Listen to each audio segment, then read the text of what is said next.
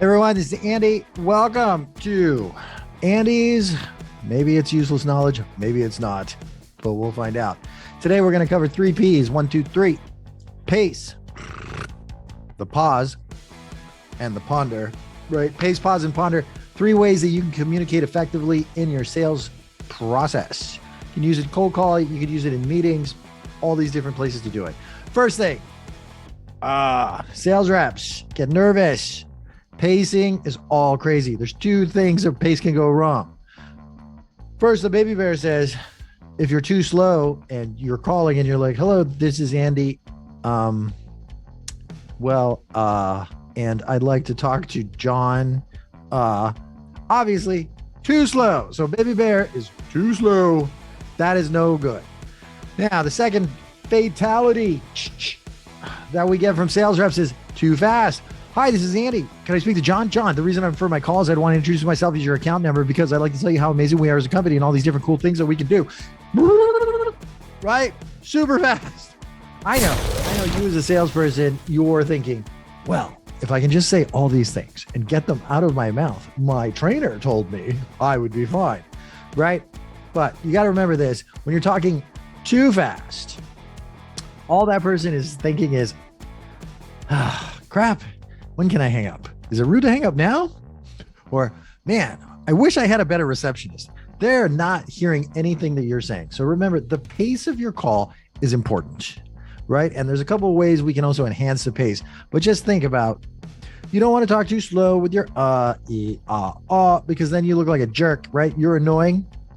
But if you talk too fast like that, then it's like they're not listening. Right? They're absolutely not listening to anything you're saying at all. So there's really no point. It's not a race. It's not a race to the end. So think about your pace. Slow it down a little bit.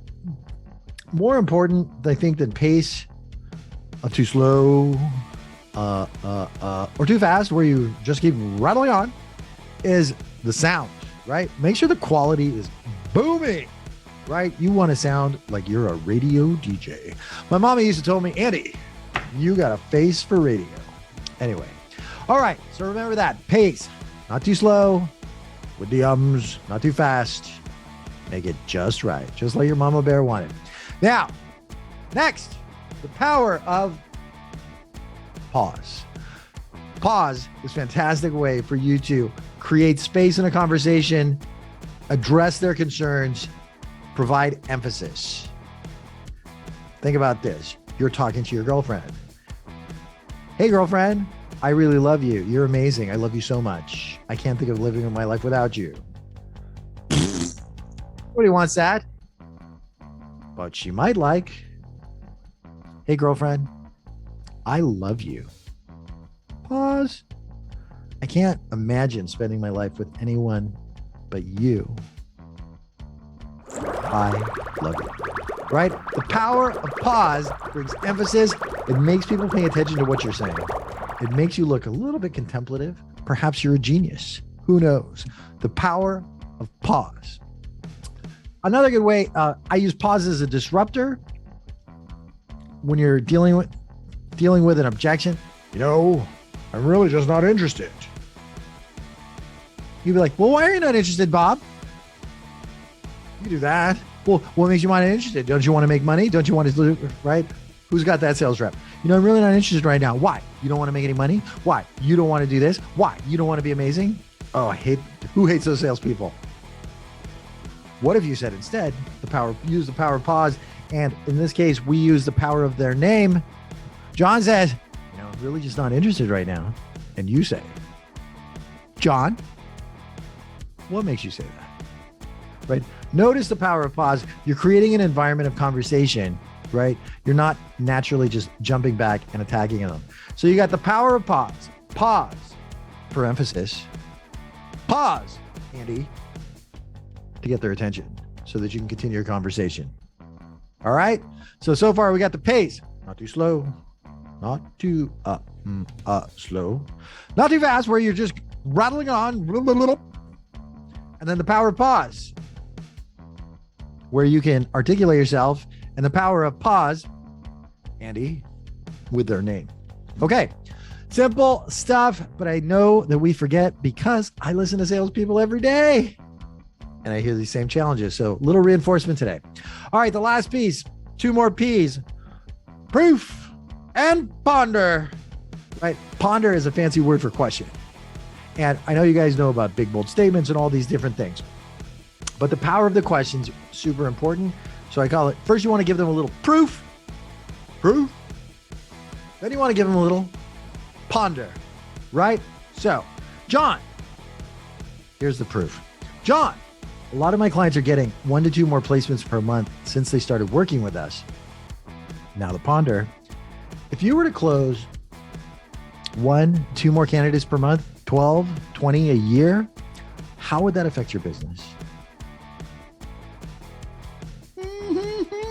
Right? I give them some proof. A lot of my clients are getting more. And then the question, the ponder, if you were to get more, how would that affect you? If I were to give you $1 million, would your life be better? These are kind of like obvious questions, right? In some respects, but what you really need to do is get them to think about what they're missing out on or what they could potentially get. Julie, the proof. A lot of my clients are telling me that they're losing contracts because they're in a competitive situation. They're competing against other recruiting companies on contingency, right? Then the company's got their internal recruiters. Most of my clients are telling me they're losing like 3 to 5 placements per month because they're not recruiting fast enough. Julie, power pause. Have you lost any placements because you lack the resources?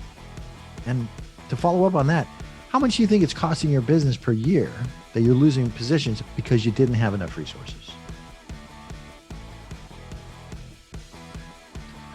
Got it? Great. Awesome.